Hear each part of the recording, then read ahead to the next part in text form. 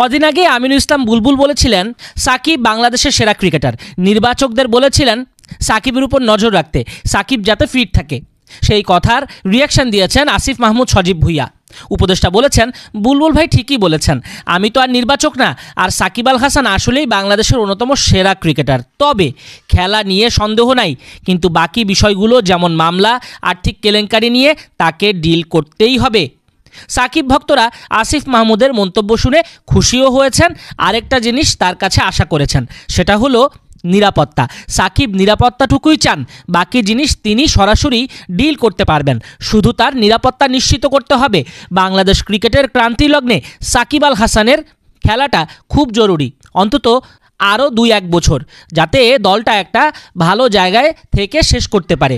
এমনিতেই অবনমন হচ্ছে র্যাঙ্কিংয়ের। টি-20 তো 10 নম্বরে নেমে গেছে, সামনে টি-20 বিশ্বকাপ, তারপরে ওয়ানডে বিশ্বকাপ 2027-এ।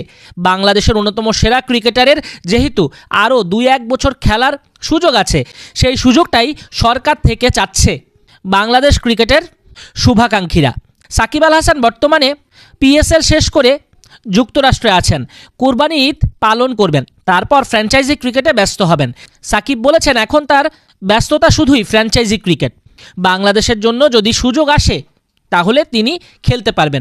অনেকেই দাবি করছেন সাকিব আল হাসানের দেশে আসার প্রক্রিয়া যদি সহজ না হয়, অন্তত বিদেশের সিরিজগুলো, বিদেশের টুর্নামেন্টগুলোতে সাকিব আল হাসানের খেলার সুযোগ করে দিলে তাও বাংলাদেশের জন্য লাভ হবে।